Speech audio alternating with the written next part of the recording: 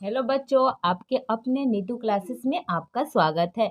इस वीडियो में हम आपको साइंस का VVI ऑब्जेक्टिव क्वेश्चन बताएंगे। तो अगर आप बोर्ड एग्जाम की तैयारी कर रहे हैं तो इस वीडियो को अंत तक पूरा देखिएगा। अगर वीडियो पसंद आएगा तो लाइक कीजिएगा और इसे अपने दोस्तों को ज़्यादा से ज़्यादा शेयर जरूर कीजिएगा। इस वीडियो में हम 50 प्रश्न को कवर करेंगे और 50 प्रश्न में हम ऐसा प्रश्न आपको बताएंगे कि जिससे आपका ऑब्जेक्टिव एक भी परीक्षा में क्वेश्चन नहीं छूट सकता है। उस केवल इम्पोर्टेंट क्वेश्चन ही आपको बताएंगे जो केवल आ सकता है। एकदम 100% ये सारे क्वेश्चन आपके एग्जाम में आएंगे। तो इस क्वेश्चन को आप लोग रट लीजिएगा और बहुत ही अच्छी तरह से आप लोग याद कर लीजिएगा। तो चलिए आगे बढ़ते हैं, वीडियो को स्टार्ट करते हैं। देखिए, मेरा पहला प्रश्न है कि प्रकाश की किरण गमन करती है। प्रकाश की किरणें गमन करती है, तो वहां पर आपको एग्जाम में ऑप्शन के साथ दिया रहता है। तो ऑप्शन में केवल आपको एक चीज देखना है कि इसका आंसर होता है कि प्रकाश की किरण सीधी रेखा में गमन करती है, सीधी रेखा में। तो अगर आपके ऑप्शन ए में सीधी रेखा लिखा हुआ है, ऑप्शन बी में सीधी रेखा लिखा हुआ है, तो आपको केवल सीधी रेखा देखकर उस पर टिक लगा देना है, यानी वही आंसर आप लोगों का सही हो जाएगा। अगला प्रश्न है, मानव नेत्र का जिस भाग पर प्रतिबिंब बनता है वह है, यानी मानव नेत्र का जिस भाग पर किसी भी चीज का प्रतिबिंब बनता है उसे क्या कहते हैं। तो अगर आपके ऑप्शन में लिखा हुआ है दृष्टिपटल, तो आप दृष्टिपटल पर टिक लगा सकते हैं, यानी दृष्टिपटल आपका आंसर सही हो जाएगा। तो इसका आंसर होता है दृष्टिपटल। आपके ऑप्शन में ऑप्शन ए हो या बी हो, कोई भी हो, अगर उस पर दृष्टिपटल लिखा हुआ है तो उस पर आप लोग वही आंसर आप लोगों का राइट होगा। अगला प्रश्न है, ऊर्जा का एसआई मात्रक होता है। ऊर्जा का एसआई मात्रक होता है, तो अगर आपके ऑप्शन में दिया हुआ है जूल, तो ऊर्जा का एसआई मात्रक होता है जूल। तो आपके आंसर में ऑप्शन ए चाहे ऑप्शन बी, किसी भी ऑप्शन में अगर जूल दिया हुआ है तो आप लोग जूल पे टिक लगा सकते हैं, यानी जूल आपका आंसर सही हो जाएगा। अगला प्रश्न है कि 1 वोल्ट कहलाता है। 1 वोल्ट कहलाता है, तो 1 वोल्ट क्या कहलाता है, इसका आंसर है 1 वोल्ट क्या कहलाता है, 1 जूल बटा में कूलाम। 1 वोल्ट क्या कहलाता है, तो 1 जूल बटा में कूलाम। तो अगर आपके आंसर में यानी ऑप्शन में ए है, बी है, चाहे सी है, कोई भी है और उसका ये वाला आंसर है तो उसको आप लोग सही, मतलब उसका आंसर आपका ये 1 बटा जूल और 1 जूल बटा कूलाम आपका सही आंसर हो जाएगा। अगला प्रश्न है, विद्युत धारा का एसआई मात्रक। विद्युत धारा का एसआई मात्रक, तो विद्युत धारा का एसआई मात्रक होता है एम्पियर। इसका आंसर हो जाएगा एम्पियर। विद्युत धारा का एसआई मात्रक होता है एम्पियर। अगला प्रश्न है, किसी अम्लीय विलयन का पीएच मान होता है। किसी अम्लीय विलयन का पीएच मान होता है, तो किसी अम्लीय विलयन का पीएच मान होता है 7 से कम। तो आपका राइट आंसर हो जाएगा 7 से कम। अगर यही क्वेश्चन में आपको पूछ देता कि क्षारीय विलयन का पीएच मान होता है तो 7 से ज़्यादा, अगर उदासीन का पीएच मान पूछता है तो 7 हो जाता है। तो इस तरह का आपको 3 क्वेश्चन पूछ सकता है। एक तो किसी अम्लीय जल का विलयन का पीएच मान पूछ दिया तो आप लोग उसका आंसर कह सकते हैं कि 7 से कम होगा। अगर क्षारीय जल का पीएच मान पूछ दिया तो उसका आंसर आप लोग कह सकते हैं 7 से ज़्यादा होगा। अगर उदासीन का पीएच मान पूछ सकता है तो आप लोग केवल 7 कह सकते हैं। अगला प्रश्न है कि सोडियम कार्बोनेट का अणु सूत्र, यानी सोडियम कार्बोनेट का अणु सूत्र क्या होता है। सोडियम कार्बोनेट का सूत्र क्या होता है। इस पूरे क्वेश्चन को अगर आप लोग रट लेते हैं तो एग्जाम का ऑब्जेक्टिव क्वेश्चन एक भी नहीं आपसे छूटने वाला है। देखिए यहाँ पर सोडियम कार्बोनेट का अणु सूत्र, तो सोडियम कार्बोनेट का अणु सूत्र होता है Na2CO3। Na2CO3 सोडियम कार्बोनेट का अणु सूत्र क्या होता है? Na2CO3। अगला प्रश्न है, लोहे से जिंक लेपित करने की क्रिया को क्या कहते हैं? लोहे से जिंक लेपित करने की क्रिया को क्या कहते हैं? तो लोहे से जिंक लेपित करने की क्रिया को कहते हैं हम लोग ग्लेवीकरण, ग्लेवनीकरण।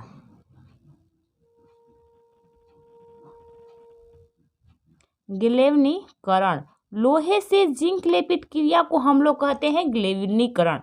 अगला प्रश्न है कि हरे पौधे कहलाते हैं, हरे पौधे कहलाते हैं, तो हरे पौधे कहलाते हैं उत्पादक। इसका आंसर हो जाएगा उत्पादक। आपके अगर ऑप्शन में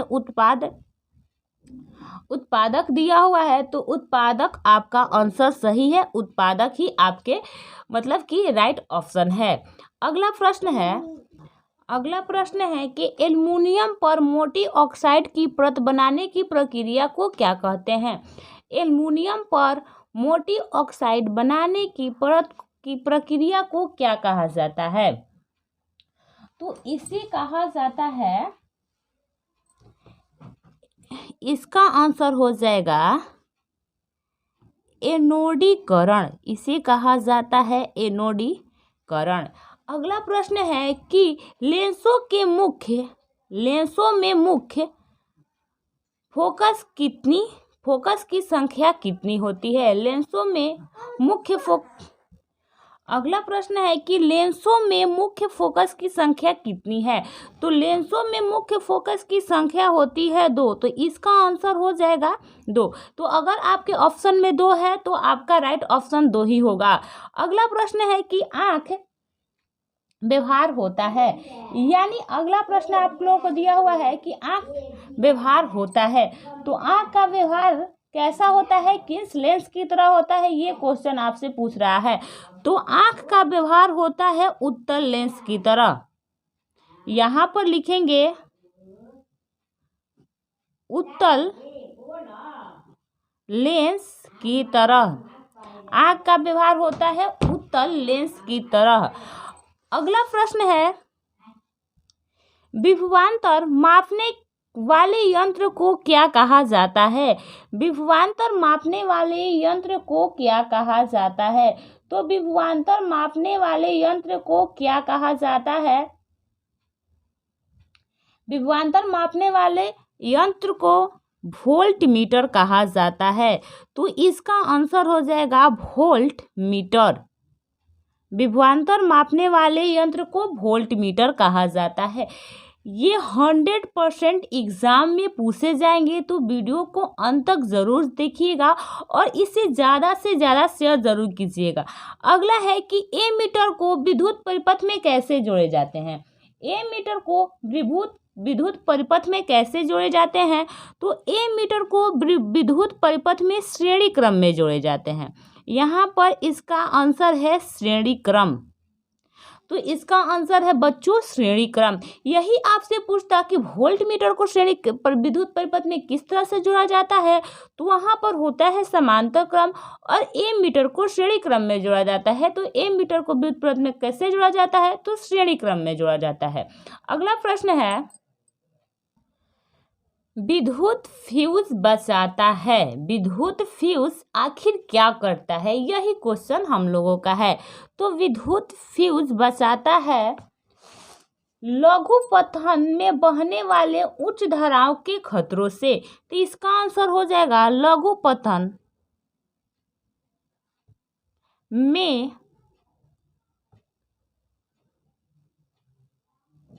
बहने वाले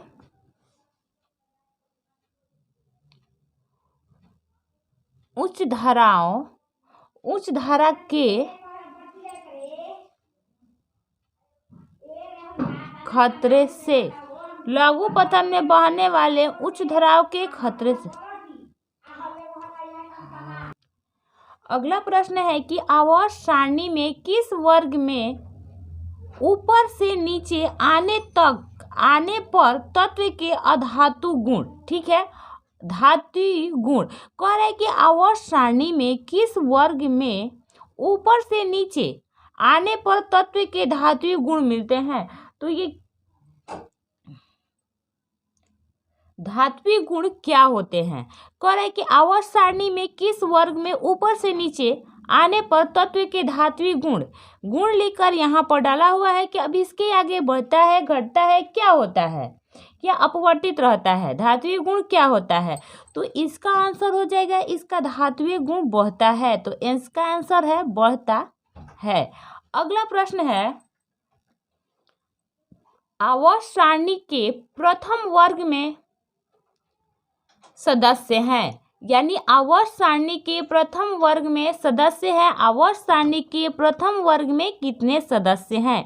यही हम लोगों से क्वेश्चन, मतलब यही क्वेश्चन कह रहा है कि आवर्त सारणी के प्रथम वर्ग में सदस्य हैं तो धात्विक हैं, अधात्विक हैं या क्रिय गैस हैं, यही हमको बताना है। तो आवर्त सारणी के प्रथम वर्ग में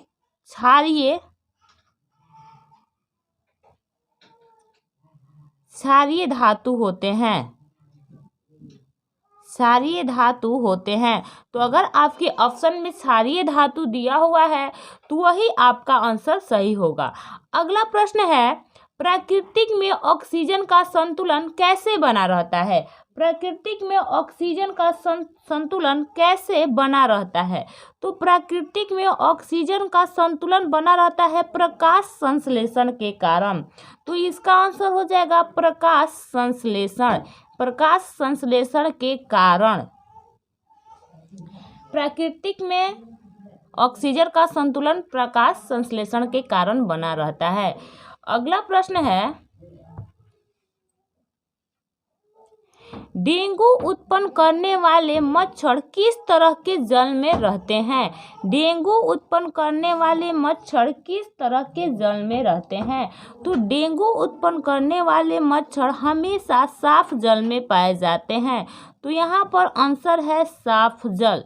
इतना ध्यान में रखिएगा कि डेंगू उत्पन्न करने वाले मच्छर हमेशा साफ जल में पाए जाते हैं। अगला प्रश्न है, पादप हार्मोन का उदाहरण है। पादप हार्मोन का क्या उदाहरण है? तो पादप हार्मोन का उदाहरण है ऑक्सिन। इसका आंसर है ऑक्सिन। पादप हार्मोन का उदाहरण है ऑक्सिन। अगला प्रश्न है कि निकट दृष्टि दोष दूर करने के लिए किस लेंस का व्यवहार होता है, यानी किस लेंस का उपयोग होता है? निकट दृष्टि दोष दूर करने के लिए किस लेंस का व्यवहार होता है? तो निकट दृष्टि दोष दूर करने के लिए किस लेंस का व्यवहार होता है? तो अवतल लेंस का। इसका आंसर हो जाएगा अवतल लेंस। अगला प्रश्न है कि धातु में धारावाहक होते हैं। धातु में धारावाहक होते हैं। तो धातु में धारावाहक होते हैं मुक्त इलेक्ट्रॉन। इसका आंसर हो जाएगा मुक्त इलेक्ट्रॉन। मुक्त इलेक्ट्रॉन। इसका आंसर है मुक्त इलेक्ट्रॉन। अगला प्रश्न है, परिपथ में विद्युत धारा की माप किससे मापी जाती है? परिपथ में विद्युत धारा की माप किससे मापी जाती है? तो परिपथ में विद्युत धारा की माप मापी जाती है एमीटर से। इसका आंसर हो जाएगा एमीटर। अगला प्रश्न है कि विद्युत फ्यूज विद्युत धारा के किस प्रभाव पर कार्य करती है? विद्युत फ्यूज विद्युत धारा के किस प्रभाव पर कार्य करती है? तो विद्युत फ्यूज विद्युत धारा के ऊष्मीय प्रभाव पर कार्य करती है। तो इसका आंसर है ऊष्मीय। ये ऊष्मीय प्रभाव पर कार्य करती है। अगला प्रश्न है कि लिटमस रंजक बैंगनी रंग का होता है और जो निकाला जाता है। लिटमस रंजक बैंगनी रंग का होता है और जो निकाला जाता है, तो इसको किससे निकाला जाता है? तो इसको निकाला जाता है लाइकेन से। इसका आंसर होगा लाइकेन से।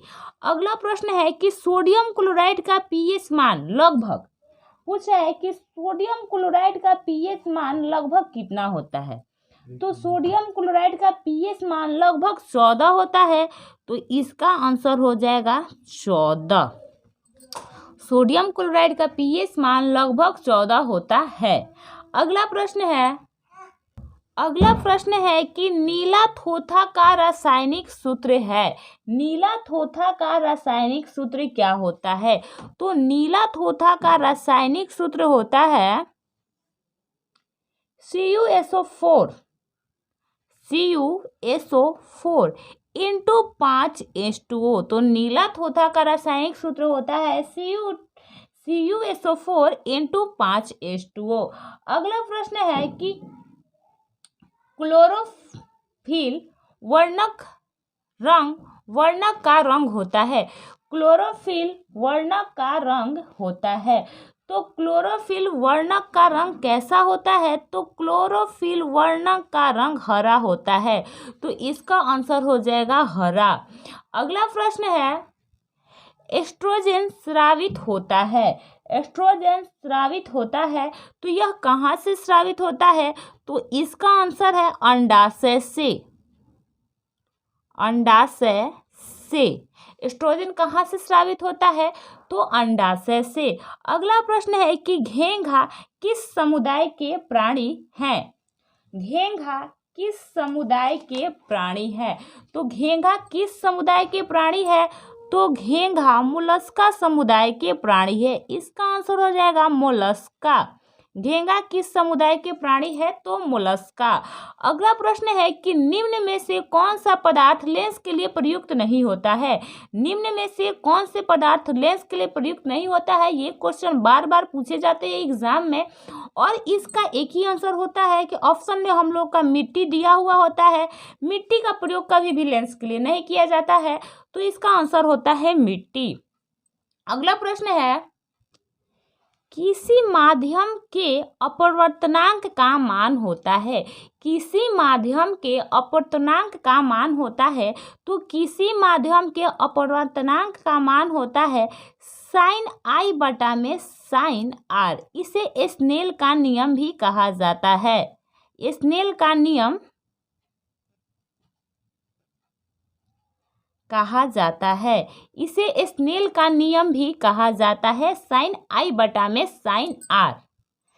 sin I बटा में sin R और इसे स्नेल का नियम भी कहा जाता है। अगला प्रश्न है समान दृष्टि के व्यवसाय के लिए सुस्पष्ट दर्शन की न्यूनतम दूरी होती है। समान दृष्टि के व्यवसाय के लिए सुस्पष्ट दर्शन की न्यूनतम दूरी होती है। तो इसका न्यूनतम दूरी कितना होता है। तो हमेशा इसका न्यूनतम दूरी होता है 25 सेंटीमीटर। यानी 25 सेंटीमीटर से समान आँख मतलब करने का मतलब समान दृष्टि से कोई व्यक्ति 25 सेंटीमीटर देख सकता है। तो इसका आंसर हो जाएगा 25 सेंटीमीटर। अगला प्रश्न है कि कांच प्रिज्म के द्वारा श्वेत प्रकाश में के स्पेक्ट्रम के किस रंग का झुकाव अधिक होता है। कह रहा है कि कांच प्रिज्म के द्वारा उत्पन्न श्वेत प्रकाश के स्पेक्ट्रम से जो हम लोग का रंग प्राप्त होता है, को पता है कि वह 7 रंगों में विभक्त होता है, तो किस रंग का झुकाव अधिक होता है। तो किस रंग का झुकाव अधिक होता है। तो बैगनी का। इसका आंसर हो जाएगा बैगनी। बैगनी का झुकाव अधिक होता है।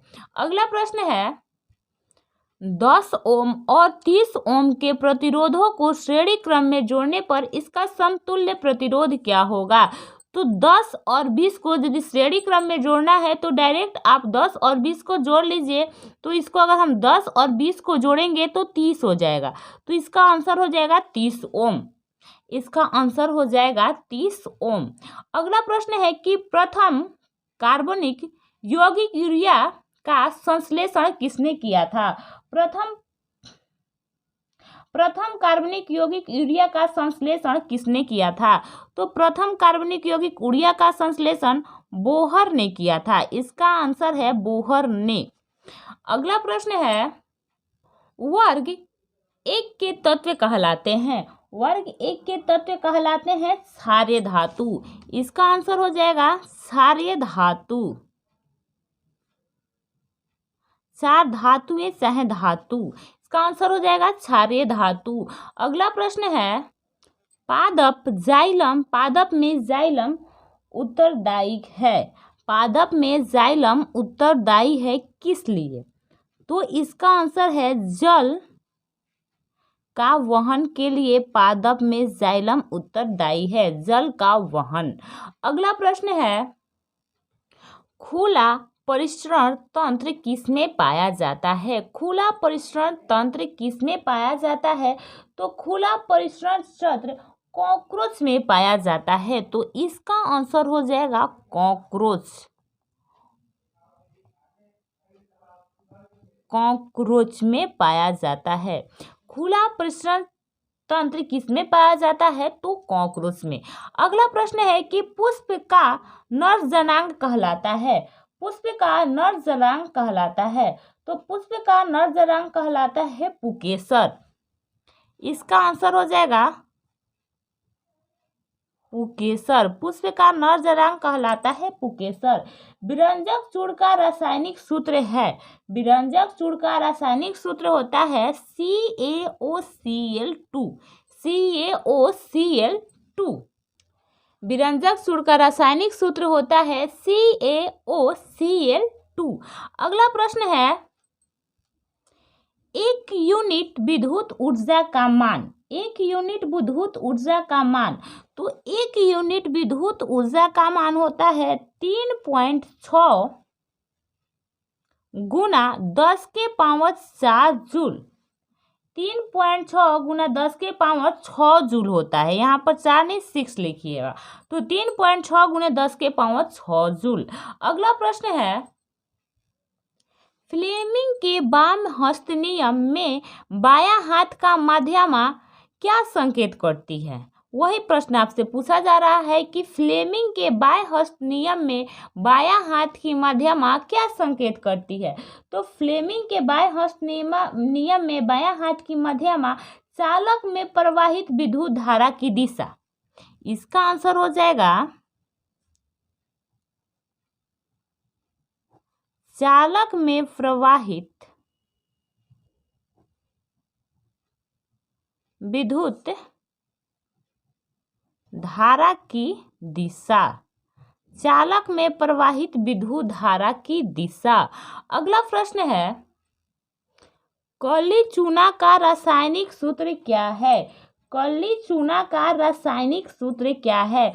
तो काली चूना का रासायनिक सूत्र होता है CaOOH का होल ट्वाइस। CaOOH का होल ट्वाइस। काली चूना का रासायनिक सूत्र होता है CaOH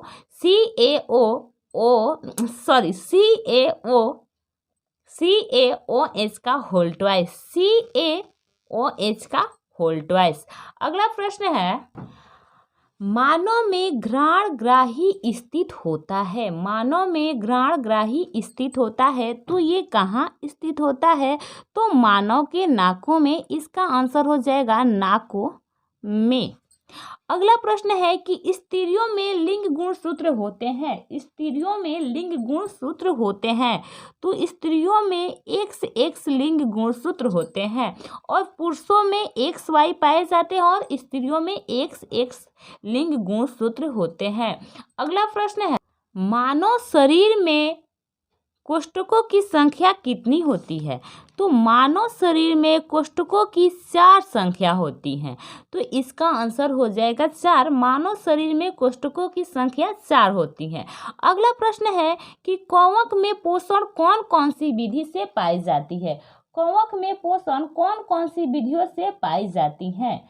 तो कवक में पोषण मृतिजीवी विधियों से पाई जाती है, तो इसका आंसर हो जाएगा मृतिजीवी। अगला और हम आपको 2 प्रश्न बताएंगे। अगला और सबसे इम्पोर्टेंट प्रश्न, वीडियो को ज़्यादा से ज़्यादा शेयर कीजिएगा, इसको लाइक ज़रूर कीजिएगा और इस पूरे प्रश्न को आप ज़रूर रट के जाइएगा एग्जाम में, ताकि आपका साइंस का VVI ऑब्जेक्टिव यानी साइंस का कोई भी ऑब्जेक्टिव क्वेश्चन ना छूट सके। इसको पूरा इस क्वेश्चन को आप लोग रट लीजिएगा। देखिए अब 2 प्रश्न बच गए हैं, 2 प्रश्न हम आपको बता देते हैं। अमीबा अपना भोजन कैसे पकड़ता है? अमीबा अपना भोजन कैसे पकड़ता है? तो अमीबा अपना भोजन कुटपाट द्वारा पकड़ता है। तो इसका आंसर हो जाएगा कुटपाट द्वारा। अमीबा अपना भोजन कैसे पकड़ता है? तो कुटपाट द्वारा। अगला प्रश्न है, कौन सा एंजाइम वसा का क्रिया करता है? कौन सा एंजाइम वसा का क्रिया करता है? तो लाइपेज। इसका आंसर हो जाएगा लाइपेज। तो देखिए बच्चों, इस वीडियो में हमने आपको 50 क्वेश्चन बताए हैं, साइंस के मोस्ट इम्पॉर्टेंट VVI क्वेश्चन। अगर आप हमारे चैनल पर पहली बार आए हैं तो सब्सक्राइब जरूर कर लीजिएगा। हम सब्जेक्ट बाय सब्जेक्ट सारे क्वेश्चन का आपको ऑब्जेक्टिव सब्जेक्टिव जो एग्जाम में 100% पक्का आएगा वही क्वेश्चन बताएंगे। तो चैनल को सब्सक्राइब कर लीजिए, इस वीडियो को ज़्यादा से ज़्यादा शेयर कीजिएगा और वीडियो पसंद आया है तो एक लाइक ज़रूर कर दीजिएगा। बाय बच्चों, मिलते हैं नेक्स्ट वीडियो में।